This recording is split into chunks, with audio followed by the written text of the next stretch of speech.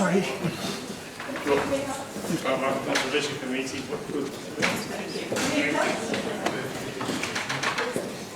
Hi everyone, I'm sure you can hear me. I get really loud.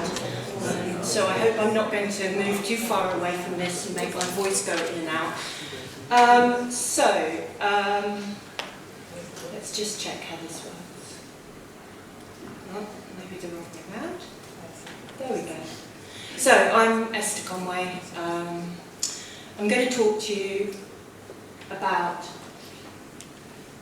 project design and fundraising proposals just from a perspective of Wildcats. So I feel a bit like I'm preaching to the converted because you guys will have filled out many forms. But this just gives you an oversight on how we do it and what we're doing. So for those of you who don't know what Wildcats is, I will just cover that very quickly. I'm also going to look at how we actually receive our proposals and go through the review process and select projects to support. What we look for in a proposal, which is, quite a lot of information, and that, I think, that aspect of it might be helpful for you guys. Some pitfalls to avoid, because there are a few, and there are just some references on there which I realise completely missed out. Conservation standards, which is a reference I use all the time, so sorry about that. Operating a big, large-scale in-situ project for big charismatic like a tiger is really costly. It takes a lot of time. You need specialist staff, and so Wildcats offers an alternative to that model. So as I say here, Wildcats, we offer the alternative model. I'm not used to being able to see all my screen at the same time.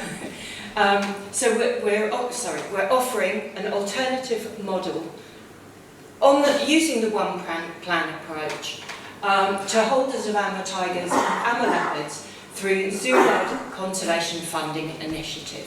And we have a really sort of well-established pedigree. We started as 21st Century Tiger back in 1997. We managed the first EASA Tiger campaign. It was a first two-year campaign back in 2003-04. We merged with ALTA, the Amur Leopard and Tiger Alliance, in 2018 to become Wildcats Conservation Alliance. And Wildcats works with zoos around the world. And we have over the time developed a really secure route for zoos to support scientifically robust, carefully selected conservation projects. And in return, the zoos can access a range of reports, of information. We have regular newsletters, we have access to amazing photography and video, so any zoo can actually get in touch with us and say they need resources. And it's one way that also we can actually sing the praises of the conservation that zoos are doing. So, we actively have that as one of our our mission, that we work really closely together to do that. So, to put everything into context, I'm just going to kind of talk about how we consider proposals when they arrive, and I have to say that we don't have an open call for proposals because we don't have the capacity to handle a huge amount of proposals landing with us. So we work with conservation organisations and NGOs that we know, and individuals that we know, or at least whose work we know of. And we use independent reviewers to help us review the projects, and they have a review form that they have to use to score the proposals. It really helps us because they are looking at a range of things from, you know, the simple things like has the form been completed properly? But it also, or I should say the proposal form being completed properly. But it's also about whether the project is achievable in the time frame. We have one-year projects, we also have 3-year projects. Is that going to be achievable in the time frame that they've put down? Whether the objectives that have been set out are actually going to help the project reach the goal that they have set. Have appropriate measures been put in place to report the success of the project? And that's really important. Whether the budget is correctly presented and realistic. So we get this feedback from independent scientists around the world, and that's so important to us. And what we do is then we have a panel who sits around and discusses not only the reviews but what we think about these different proposals. And so we ensure that the proposals, the projects who've submitted the proposals are moving forwards and developing their ideas and taking on best practice as the project progresses. So, what do I look like? What do I look for in a proposal? I suppose the first thing is that we want proposals to have a long-term vision. This isn't their immediate goal. This is where they want to make a difference, how their project fits into the bigger, wider conservation picture of that species. But obviously, if it's a one-year project, we want them to have a goal that they're going to achieve in 1 year or 3 years. And under that, we expect them to have outcomes, objectives, and the activities that then feed into those so that they can meet those objectives and have the right outputs from their project. And it kind of looks a bit like, and you have to excuse the bright orange of this. Oh, they've all come up at once. That's not right. Oh, there we go. So tigers and leopards thrive in the wild. I've just literally sort of pulled these up. But that's the vision that we all want. We want them thriving. The goal might be something like people who live in the buffer zone report feeling safer and tigers are protected. I'll talk about that in a minute. The outcomes could be something like reductions in human-tiger conflict by 20% by the end of the year. So the objectives, so there's a couple of objectives. Identify households vulnerable to conflict situations and share knowledge and strategies for conflict mitigation with people living close to the protected areas. So outputs I always like to think of as tangible things produced from the project, and it could be that they have included peer-reviewed paper drafted, 3 media interviews, 500 brochures printed, and a report to be delivered to the government. And then under that are actually what they're physically going to do. And these are build predator-proof corrals, carry out questionnaires in 6 villages, and hold 3 workshops for people living close to the protected areas. So we've seen in the previous example the objectives, the outcomes, the activities. But how do we know that they're actually having success at these, and that the activities that they're doing and the outcomes they're having are actually contributing to the goal? And so we need measurable indicators. And you need them really for each of them. And that's the only way that we're going to see success of the project. And these really need to be considered in the design period of that project. So, you know, if you're going to work with communities, for instance, you have to select behaviours that are observable and measurable if you want to see behaviour change. There's no point in you know, coming up with something that you can't then work out how you're going to measure it. Because how are you going to show that your activity is successful? So if so what I've got here is local people. So the example on the previous one is local people support feeling safer and tigers are protected. But how do you measure people's feelings? You know, as Zhao says, social science is so important here. They've put in the proposal an activity questionnaires carried out in 6 villages. In the methodology, it really also needs to state what, when and how the data is planned to be collected and shared, because otherwise we still won't really know the results of those questionnaires. They might say, oh, we interviewed 50 people and they all said that they feel safer.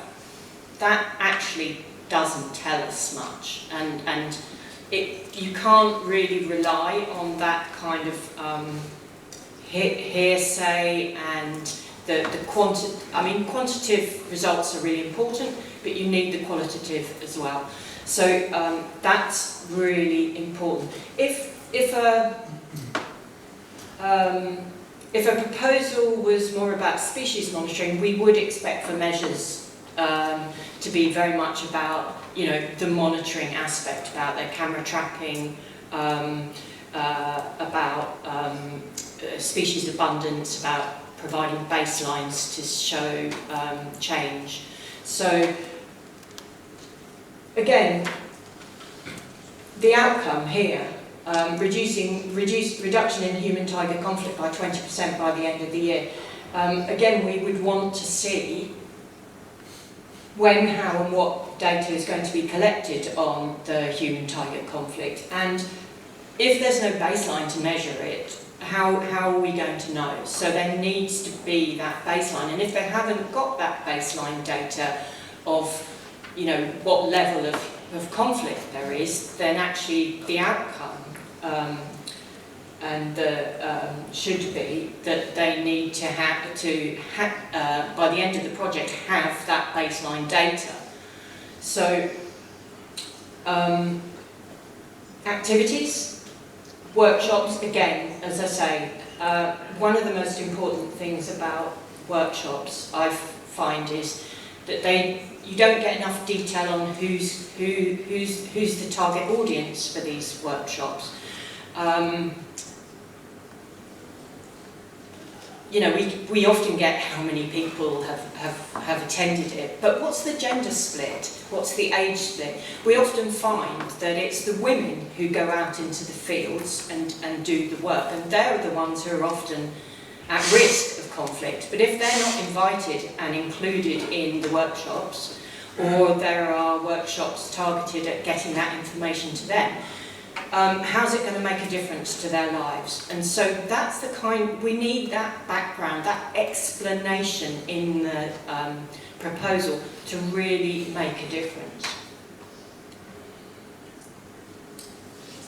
So, again, as Zhao says, people are so important in conservation. And social safeguarding and inclusion is really, really important. You know, and I can't stress how much it's changed over the last kind of, I suppose, five or 10 years. So if there's a human element in a proposal, there's things that we look for. So no longer can conservationists just kind of parachute in and do what they think. You know, us going in and telling the local people how a species can be saved and that we know best, etc. So one of a good resource is the UNDP framework for analysing stakeholder engagement, and they kind of identified these 3 tenets. Inclusion, so that's about making sure that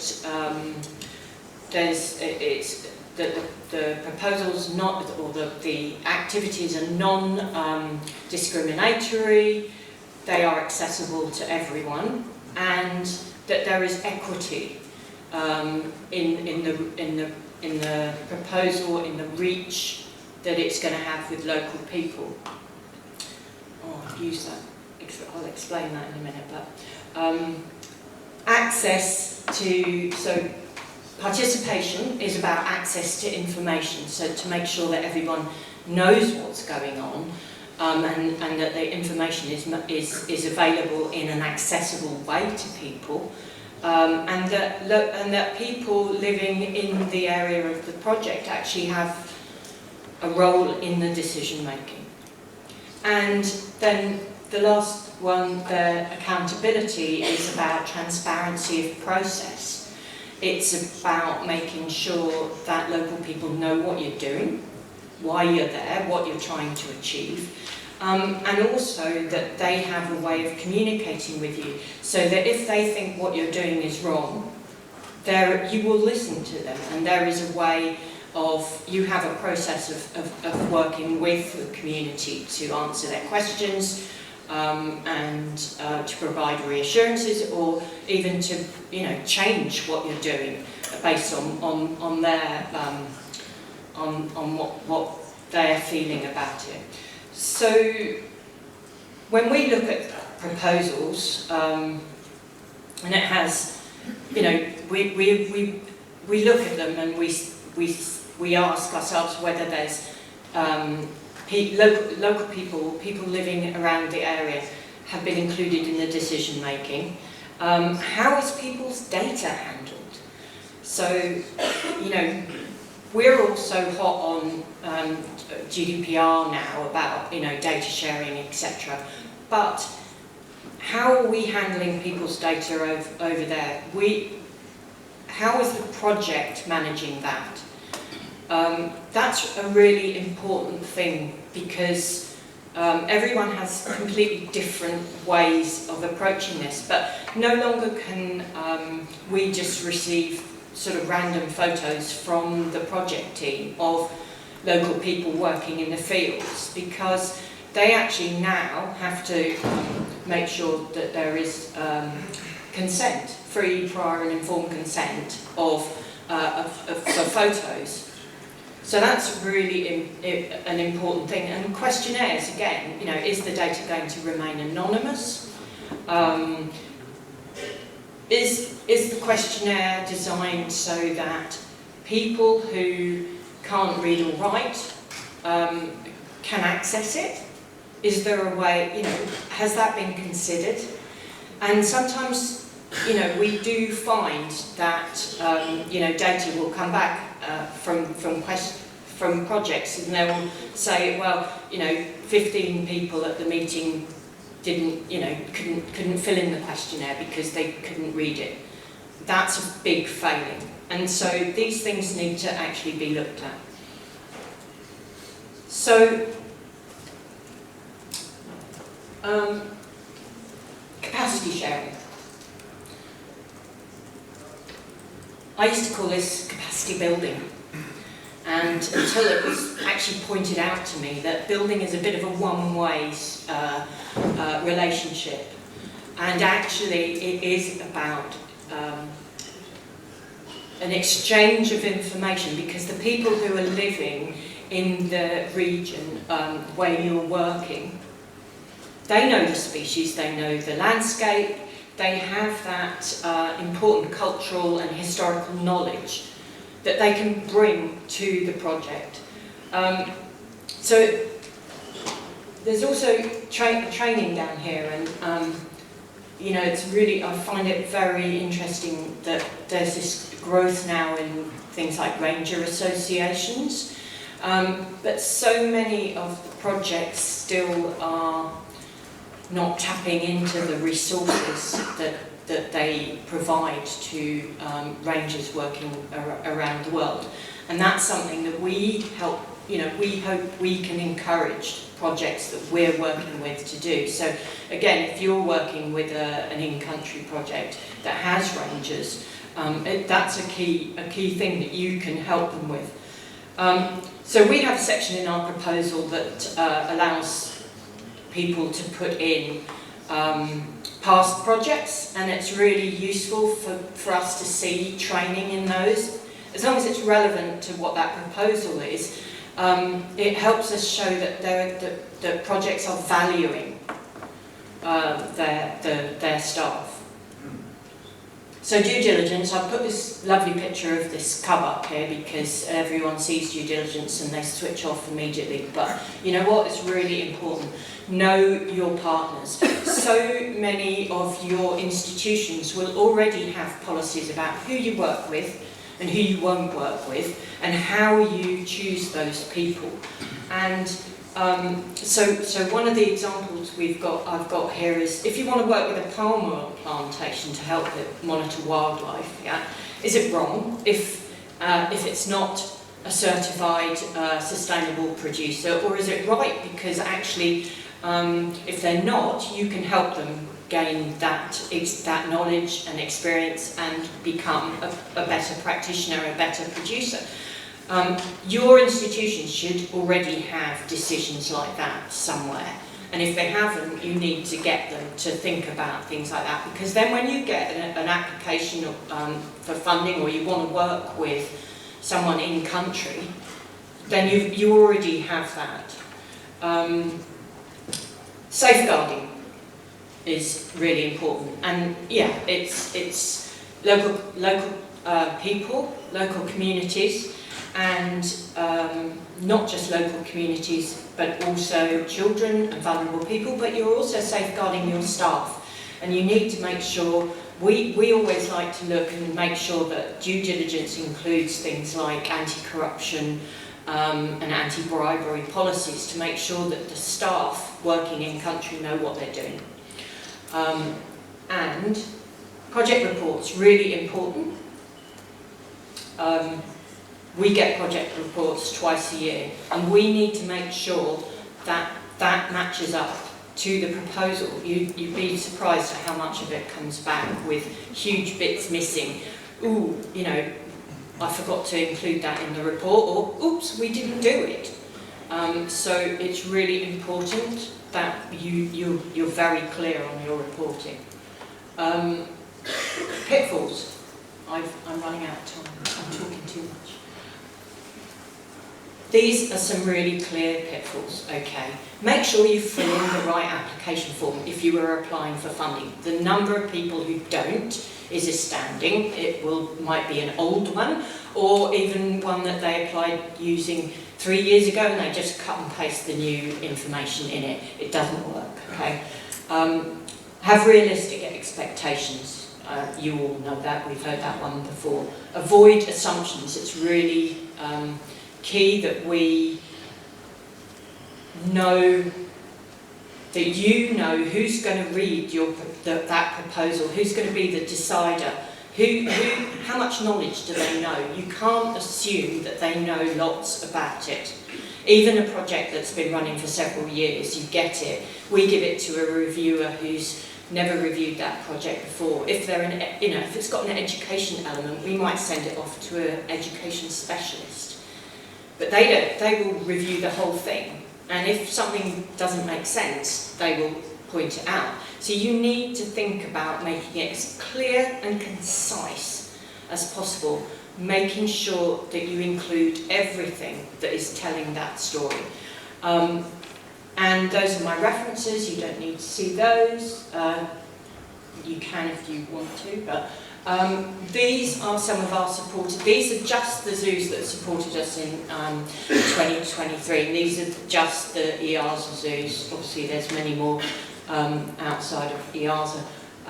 But thank you very much to them, and that's our email and our website, and also I have a code. It's not on the on the presentation, but if anybody wants to sign up to our newsletter that is specifically for zoos, which includes stuff about recent papers that have been published and things like that, then there it is, and I will have it with me afterwards. So thank you very much.